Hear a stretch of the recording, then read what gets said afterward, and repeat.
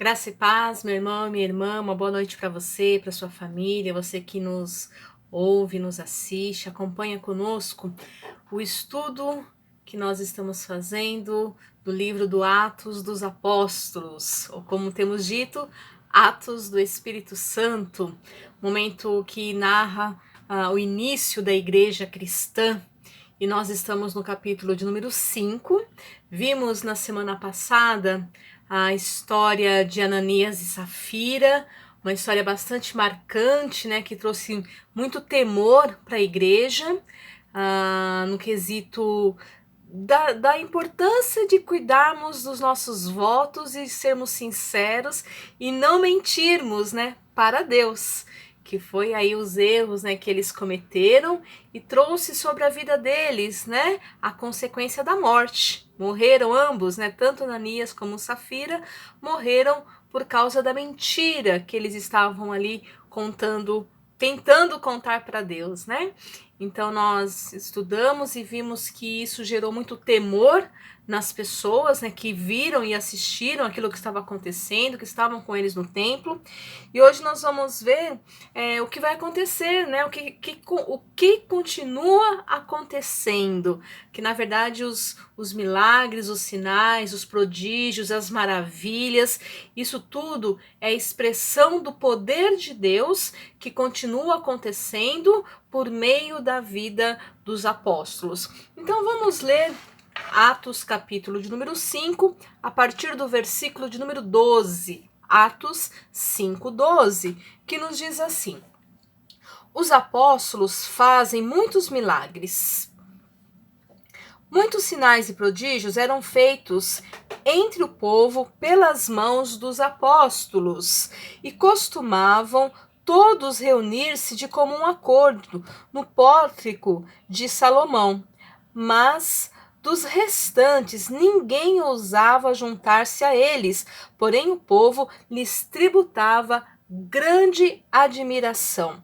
E crescia mais e mais a multidão de crentes, tanto homens como mulheres, agregados ao Senhor, a ponto de levarem os enfermos até pelas ruas e os colocarem sobre leitos e macas, para que ao passar Pedro, ao menos a sua sombra se projetasse em alguns deles. Afluía também muita gente das cidades vizinhas a Jerusalém, levando doentes e atormentados de espíritos imundos, e todos eram curados. A prisão dos apóstolos, versículo 17. Levantando-se, porém, o sumo sacerdote e todos os que estavam com ele, isto é, a seita dos saduceus, tomaram-se de inveja, prenderam os apóstolos e os recolheram à prisão pública. Mas de noite, um anjo do Senhor abriu as portas do cárcere e, conduzindo-os para fora, lhe disse: Ide e apresentando-vos no templo, dizei ao povo todas as palavras desta vida. Tendo ouvido isto, logo ao romper do dia, entraram no templo e ensinavam. Chegando, porém, o sumo sacerdote e os que com ele estavam, convocaram o sinédrio e todo o senado dos filhos de Israel e mandaram buscá-los no cárcere. Mas os guardas, indo, não os acharam no cárcere, e tendo voltado, relataram, dizendo: Achamos o cárcere fechado, com toda a segurança e as sentinelas nos seus postos junto às portas, mas abrindo-as, a ninguém encontramos dentro. Quando o capitão do templo e os principais sacerdotes ouviram essas informações, ficaram perplexos a respeito deles e do que viria a ser isto. Nesse interim, alguém chegou a eles, comunicou-lhes: Eis que os homens que recolhestes no cárcere estão no templo, ensinando o povo.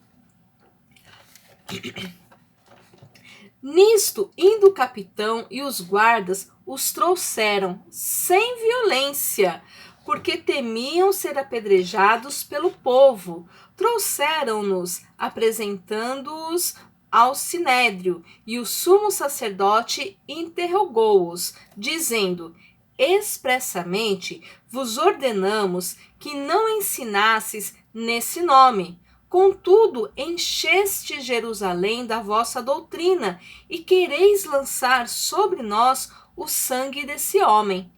Então Pedro e os demais apóstolos afirmaram: antes importa obedecer a Deus do que aos homens. O Deus de nossos pais ressuscitou a Jesus, a quem vós matastes, pendurando-o no madeiro.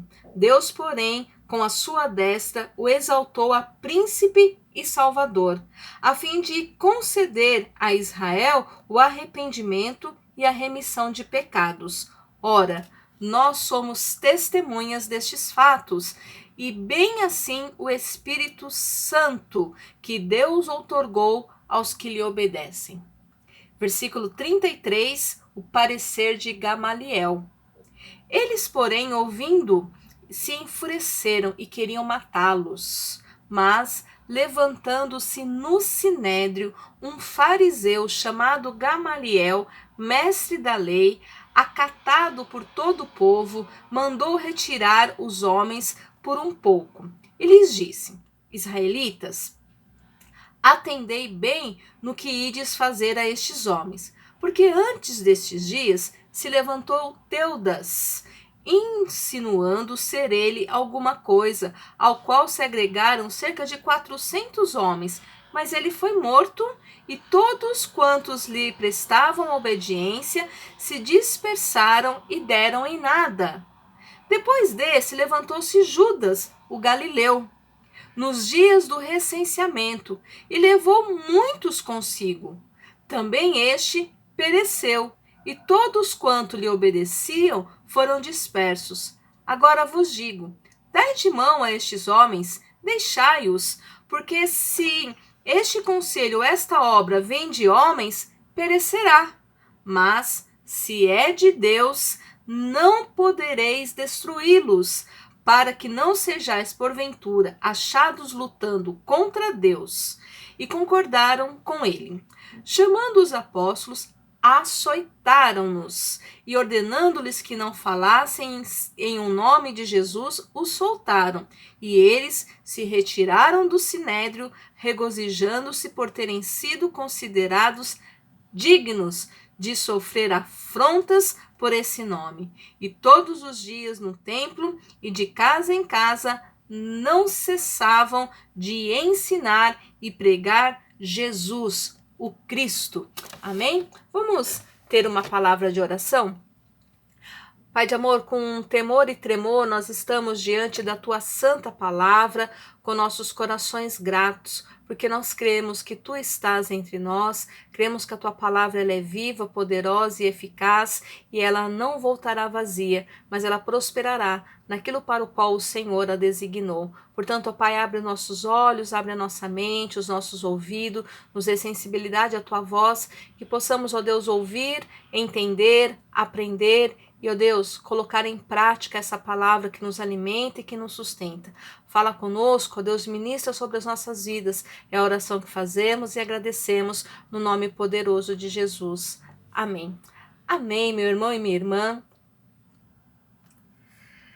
Depois que a gente viu toda a história lá de Ananias e Safira, a gente vai ver que a história continua. Muitas pessoas ficaram ali atemorizadas diante daquilo que havia acontecido e também um pouco de medo de fazer parte, porque elas começaram a perceber que não era uma religião qualquer que estava se levantando, não era um grupo qualquer, mas que havia ali um poder muito grande de Deus agindo naquele grupo, agindo por meio da vida dos apóstolos. E os apóstolos, eles faziam muitos sinais e maravilhas. Nós precisamos trazer à nossa memória que eles eram homens e mulheres cheios e cheias do Espírito Santo, né? Aquele povo havia sido batizado com o Espírito Santo e nesse poder eles estavam anunciando o nome de Jesus.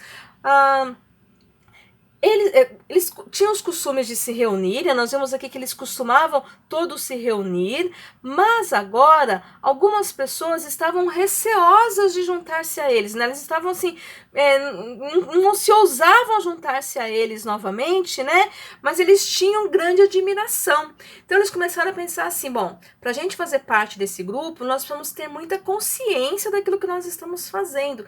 Não dá para fazer parte desse grupo de qualquer jeito, querendo enganar, querendo levar vantagem. Isso não é possível. Ananias e Safira já deixou claro que seguir a Jesus, seguir a Deus, servir ao Espírito Santo é algo de responsabilidade, é algo sério, é algo que precisa ser levado a sério. Não pode ser levado de qualquer jeito, né? Eles que tentaram lá enganar e deu errado. Então isso trouxe um temor no coração das pessoas. Não, esse Deus a quem esses homens estão servindo, quem essas mulheres estão servindo, é um Deus poderoso. Então é melhor a gente não fazer parte do que fazer parte de qualquer jeito. E na verdade, isso é uma coisa que nós precisamos pensar hoje, né? Hoje, infelizmente, muitas pessoas se dizem cristãs e levam o evangelho de qualquer jeito, e nós precisamos ter mais temor das coisas de Deus, né, do poder de Deus. As coisas de Deus não são de brincadeira, não são para serem levadas de qualquer jeito. Precisa ter muita responsabilidade para fazer parte do grupo de cristãos e cristãs hoje, né? Não é qualquer grupo, não é qualquer pessoa, mas é um grupo sério. Precisa ser um grupo sério que leva as verdades do reino de Deus muito a sério. Mas haviam pessoas que realmente estavam ali dispostas a caminhar junto com eles. E esse grupo de pessoas estava aumentando mais e mais. No versículo 14 nós lemos isso, né? E crescia mais e mais a multidão de crentes, tanto de homens como mulheres, agregados ao Senhor. Então, meu irmão e minha irmã, às vezes parece que as coisas são difíceis, muitas vezes a gente pensa, será que é isso mesmo? Será que vai dar certo? Não desanime, persevere, mesmo diante das lutas, das dificuldades. Continue levando as coisas do reino de Deus a sério, porque Deus continua acrescentando pessoas. E a seriedade com que nós desenvolvemos, né, a nossa vida cristã, a forma como nós vivemos essa vida cristã, faz com que mais e mais pessoas queiram fazer parte, queiram se juntar a nós, porque Deus vai acrescentando, né? O texto diz para nós, crescia mais e mais a multidão dos crentes, tanto homens como mulheres, agregados ao Senhor. E hoje, mais do que nunca, nós precisamos viver esse cristianismo, esse evangelho com seriedade, tá certo? Mas o texto fala para nós assim, que também ainda naquele tempo como hoje, muitas pessoas procuravam por interesses, especialmente para questões de cura. Então, se a gente pensa que hoje nós estamos aí como o povo do mundo inteiro procurando uma cura para uma enfermidade chamada Covid, e se nós olharmos para a nossa história, quantas vacinas já foram criadas até hoje, né? Quantos medicamentos já foram criados até hoje? Então, o ser humano, ele busca a cura. Então, a busca pela cura é algo que faz parte da história desde que entrou a doença, né? Por meio do pecado neste mundo. O ser humano busca a cura. Ninguém quer ficar doente, ninguém quer morrer enfermo. As pessoas querem ser curadas, que seja um chá, que seja um remédio. Então, as pessoas buscam a cura. E no tempo dos apóstolos também, as pessoas queriam cura, só que não tinha vacina, não tinha comprimido, não tinha remédio, então eles buscavam os curandeiros, era comum na época de Jesus, na época do início da igreja, ainda hoje em vários lugares do mundo, é comum a prática, né, a presença de curandeiros e curandeiras que usam ali alguns usam medicamentos naturais, né, ervas naturais que têm seus poderes medicinais, e outros usam algumas rezas, algumas outras práticas, né, que pela crendice popular gera cura na vida das pessoas. Então existem várias práticas. E naquela época também existia uma prática que havia, na verdade, uma crendice, né? Muitas pessoas acreditavam nos poderes curativos e mágicos atribuídos à sombra de uma pessoa. Por isso que o texto diz para nós que traziam-se muitos enfermos no caminho, na medida que eles caminhavam, havia muitos enfermos que eram trazidos pelas ruas por onde eles passavam, porque eles pensavam assim, de repente, ao passar Pedro, né, e os apóstolos aqui, só a sombra deles pode ser que traga algum tipo de cura. Então, as pessoas acabavam projetando na pessoa de Pedro, na pessoa de João, na pessoa dos apóstolos, um poder curativo, né? Ou pela saliva, ou pelo toque da mão, ou pela sombra. E aí nós nos lembramos da resposta que Pedro e João vão dar lá no capítulo 3, na cura do coxo na porta do templo. Porque também, quando aquele homem foi curado, todo mundo se projetou para Pedro e João, pensando que pelo poder deles, aquele homem havia sido curado. Pedro e João, então, enfaticamente dizem assim, não olhem para nós como se pelo nosso poder nós o tivéssemos curado, mas saiba todo o povo que pelo poder que há no nome de Jesus é que este está curado, está de pé e está andando. Então, perceba que atribuir poder à pessoa que realizou a cura era natural, é natural do ser humano. Ainda hoje nós vemos isso acontecer. Uma pessoa que tem um dom especial, às vezes até de oração, um dom de revelação, as pessoas buscam aquela pessoa e se projetam naquela pessoa, sendo que o correto é se projetar a Deus, porque vem de Deus o milagre, o sinal, a maravilha, o poder, a cura, a revelação, vem de Deus. Então, esse cuidado nós precisamos ter hoje, de que as coisas acontecem pelo poder de Deus e não pelo poder da pessoa. Então, aqui havia também esse cuidado, por isso que Pedro, João, a gente vai ver Paulo também lá na frente, falou assim, não sou eu, não olhem para mim, nem adorem a mim, mas olhem para Deus e adorem a Deus, porque é Deus que faz essas coisas, né?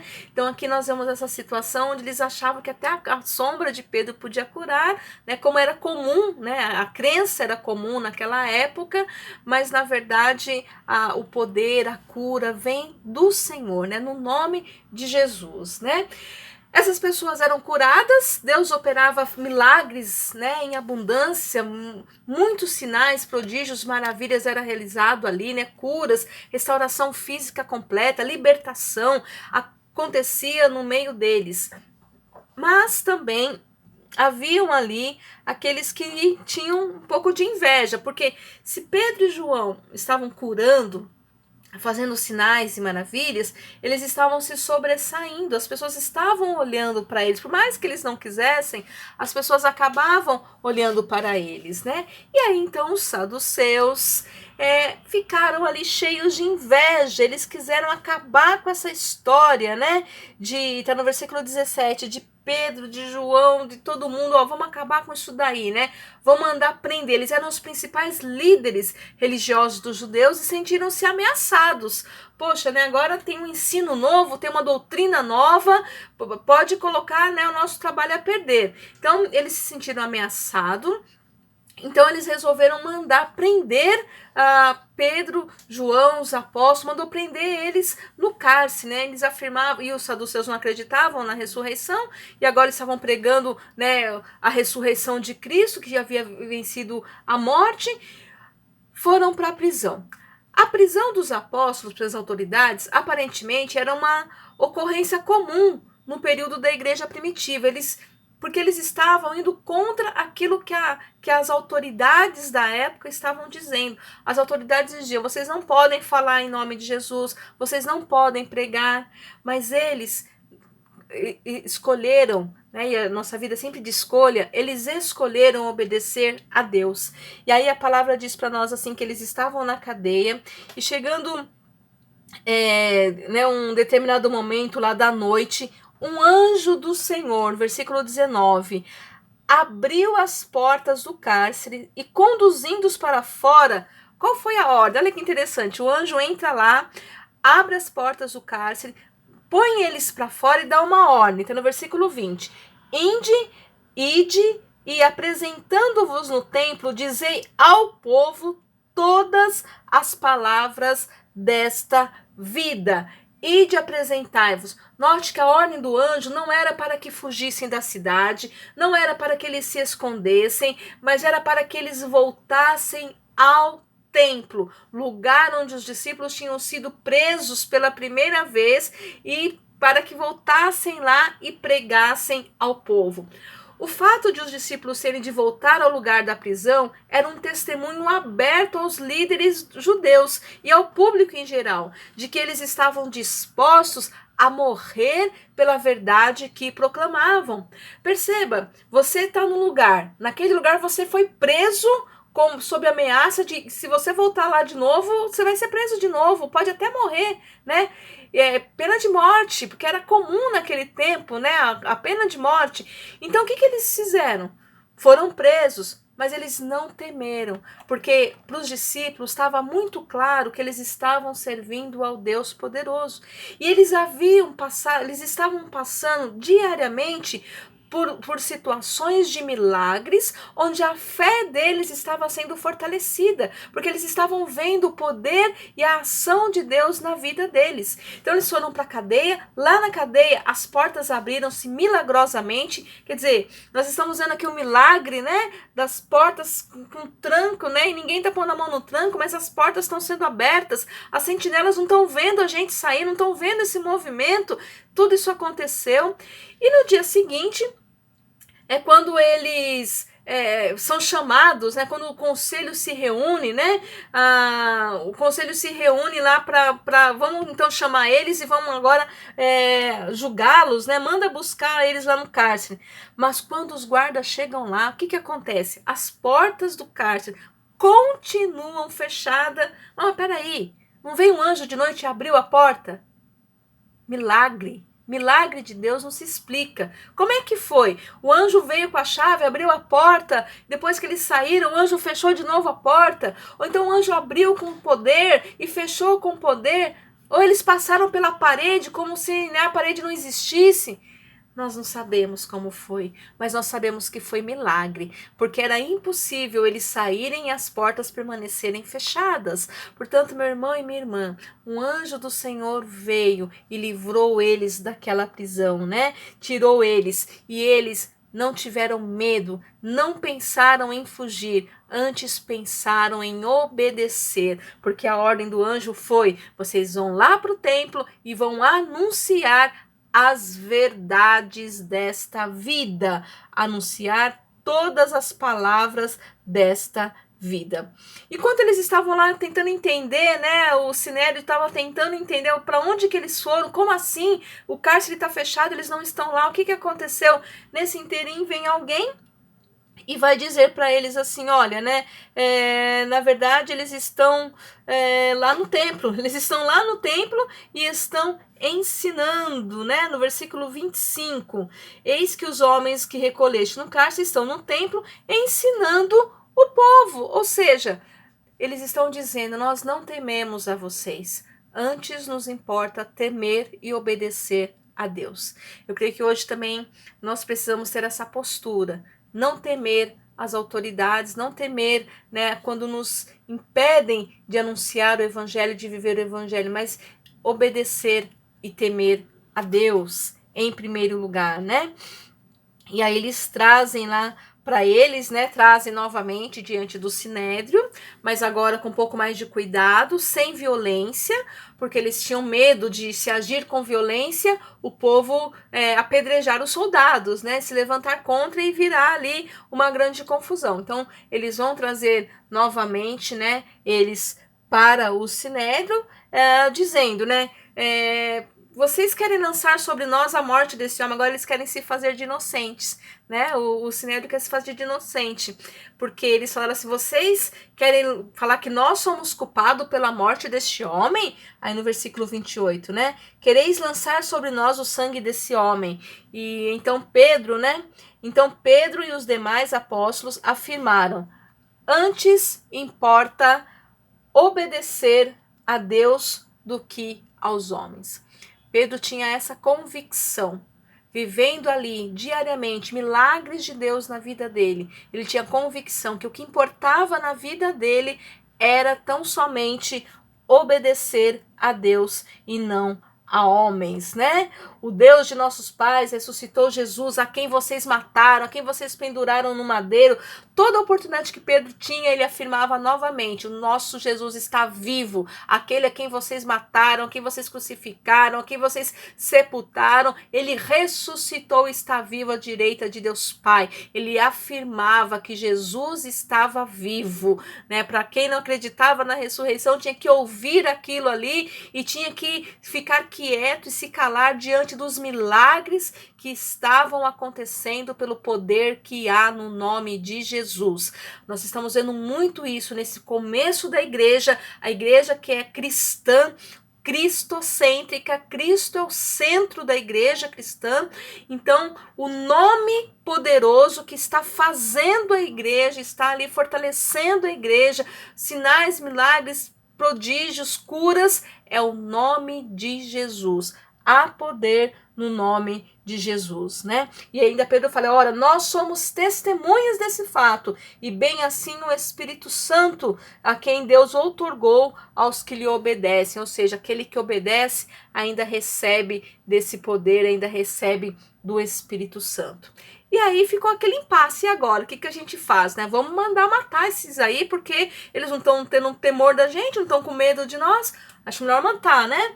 Mas aí apareceu ali o Gamaliel. Eles, porém, ouvindo-se, esfureceram e queriam matá-los, né? No versículo 33. Mas, levantando-se no sinédrio, um fariseu chamado Gamaliel, mestre da lei, acatado por todo o povo, mandou retirar os homens por um pouco. E Gamaliel, ele vai trazer ali uma palavra de sabedoria. Vale lembrar que o sinédrio era formado pelos anciãos, pelas pessoas sábias, né? Então, ele teve ali uma ponta de sabedoria. O que ele fala? Ele fala assim: olha, vamos fazer o seguinte. Há esses dias atrás, apareceu aqui também um homem chamado Teubas, né? No versículo 36. Porque antes destes dias se levantou Teudas, insinuando ser alguma coisa, que ele era um novo mestre, e 400 pessoas seguiram ele, né? Cerca de 400 homens o seguiram, mas esse Teudas foi morto, e os que estavam seguindo ele, dispersaram, né? Não tem mais ninguém por aqui. Depois surgiu um outro chamado Judas. Vale lembrar que Judas era um nome comum daquela época, né? Surgiu aí um novo líder chamado Judas. E esse Judas também começou, né, a dizer que ele era uma pessoa proeminente e levou muitos consigo.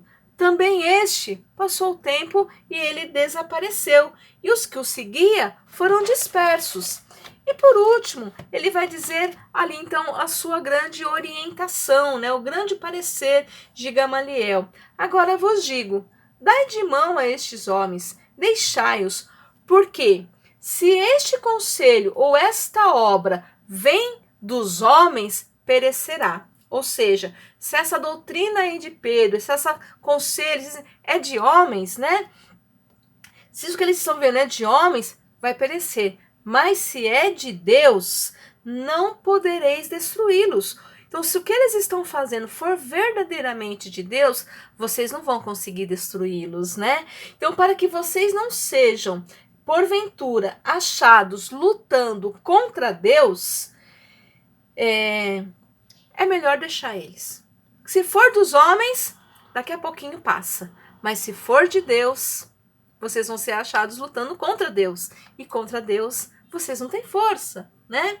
E aí, todos concordaram. Realmente, Gamaliel, o seu conselho foi de sabedoria, né? Às vezes a gente precisa dar tempo para as coisas. Mas será que isso é? Será que aquilo não é? Às vezes nós precisamos dar tempo. Porque aquilo que é de Deus permanece.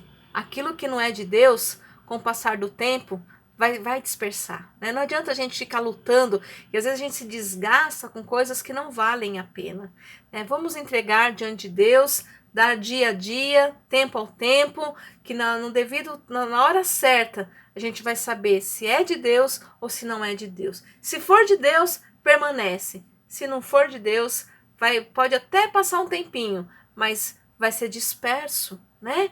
Então, aquilo que é de Deus permanece. E aí, o que acontece? Novamente, os apóstolos, então, vão ser chamados e vão apanhar. Eles apanharam bastante, né? Eles apanharam de forma diferente. Hoje, talvez a gente apanhe de forma diferente. Às vezes, a gente apanha hoje com palavras, né? As palavras são duras, de outras maneiras, né? Com ignorância, sendo deixados para trás, né? Não tendo o respeito devido. Hoje a gente ainda talvez apanhe de outras maneiras, mas naquela época era apanhar de chicote mesmo, né? Eles foram açoitados novamente e ordenando-lhes que não falassem em nome de Jesus, o soltaram. Então, mais uma vez, eles vão dar a mesma ordem: não falem nesse nome, não falem de Jesus. Bate neles e soltam eles. E o que eles vão fazer? Versículo 41, eles se retiram do sinédrio regozijando. Fala a verdade, né? Os discípulos, eles eram homens de Deus, mulheres de Deus, apanharam e saíram felizes. Mas que povo, né? Cristão é um povo diferente mesmo apanhando, saíram cantando. Tem até uma música, né, que o crente passa pela prova cantando louvor, né? Esses aqui apanharam e saíram contentes, saíram regozijando-se por terem sido considerados dignos de sofrer afrontas por esse nome. Então eles ficaram felizes. Nós estamos sofrendo, mas é pelo nome de Jesus. Que glória sofrer pelo nome de Jesus. Nós somos considerados, nossa, né? Eu achei que a gente não era nada, mas nós somos dignos de sofrer, de apanhar pelo nome de Jesus, né? Então eles saíram ali felizes, regozijando. E o que eles foram fazer da vida, gente? Todos os dias no templo e de casa em casa, não cessavam de ensinar e pregar Jesus o Cristo. Não teve ameaça, não teve cárcere, não teve sinédrio, não teve açoites, nada os impediu de continuar todos os dias no templo e de casa em casa pregando Jesus o Cristo. Que nós possamos aprender com os discípulos, que nada nos impeça de continuar anunciando e pregando o nome de Jesus, o nome que há poder, o nome que salva, o nome que restaura, o nome que cura, o nome que transforma, é o nome de Jesus. Que nós possamos, assim como os apóstolos, né, perseverar, ainda que venham afrontas, ainda que venham todo tipo de luta, que nós possamos perseverar e continuar anunciando que há poder no nome de Jesus e que possamos viver os milagres, sinais e maravilhas que o Senhor continua operando hoje por meio da sua igreja. Que Deus abençoe a sua vida, meu irmão e minha irmã, que você tenha uma semana abençoada, que você, diante das suas provas, você possa se alegrar no nome de Jesus. Vamos orar? Paizinho, na tua presença nós nos